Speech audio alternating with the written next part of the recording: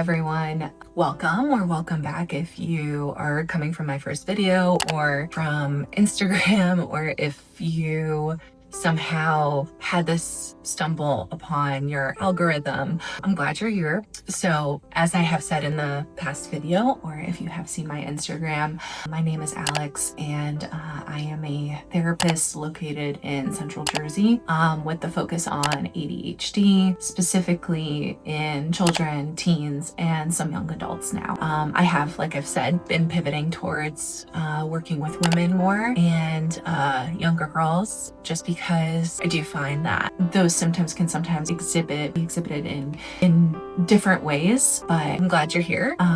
So today I thought we could focus a little bit more on what does ADHD feel like? And I think that's a bit of a loaded question, or a loaded topic in general, because I think ADHD could look very different and feel very different for different people. So if we're going based off of the DSM-5 diagnostic criteria, we're looking at 3 types of ADHD diagnosis. So it's combined, inattentive, and hyperactive and impulsive. Even within those spheres, it could show up in all sorts of different ways. I think one of the biggest things that isn't talked about enough when it comes to ADHD and how it could feel like is the executive function piece. Now, I'm not going to go into executive function too much, just because I think that could be a whole separate video, and I think going into those specific areas can be really helpful. But I think for today, it would be good to just talk about this in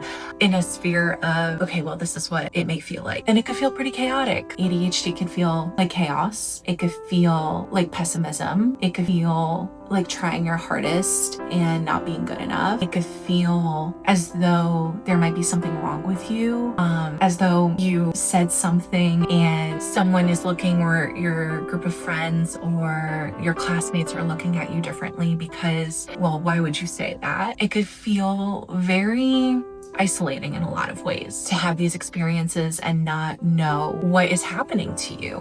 I think one of the biggest things that I've especially been seeing in girls and women is the masking, right? And it could feel as though girls have to pretend to be perfect or get close to perfection in order to be valued. And like I said, that could be a very exhausting and isolating experience for those individuals, which could bring up all sorts of different things. One of the biggest things that I've seen and is, I think, seen by a lot of therapists is anxiety and depression are super prevalent in people with ADHD. And oftentimes women and girls are diagnosed with anxiety and depression first before they're even diagnosed with ADHD, because maybe on the social aspect of things, they are experiencing these stressors socially, or having a really hard time with time management, or even just struggling with their own thoughts.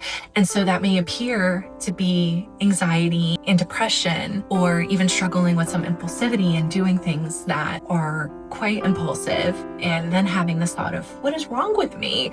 And finding themselves being diagnosed with these things, but knowing or feeling internally like, could this really just be it? Am I just anxious? Am I just depressed? Is my child anxious? Is my child depressed? But that's not the only thing that could be possibly happening, or oftentimes is happening. So if you're noticing that maybe you're like verbally hyperactive, maybe impulsive in some ways, maybe dealing with anxiety, depression, struggling with time management, procrastination, all of these things, maybe over explaining yourself to people, I would really recommend that you consider that you might be looking at something else, and not just anxiety and depression, because those are typically the symptoms that we see a lot. But underneath it all, there's so much more that is happening that I think a lot of people don't see, or even sometimes you don't see. So, bit of my rant today. So what does ADHD feel like? Isolating, lonely, exhausting from carrying so many things. But you're not alone. There are a lot of women who are experiencing the same things. And I think one of the biggest things that I am seeing is that we are starting to diagnose women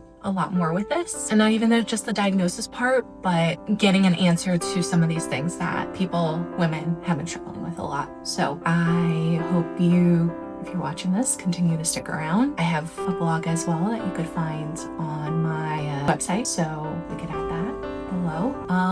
And as always, if you have any questions, feel free to reach out to me. If you're in Central Jersey and looking for a therapist, I'm here. Again, you're not alone, and there are solutions to this.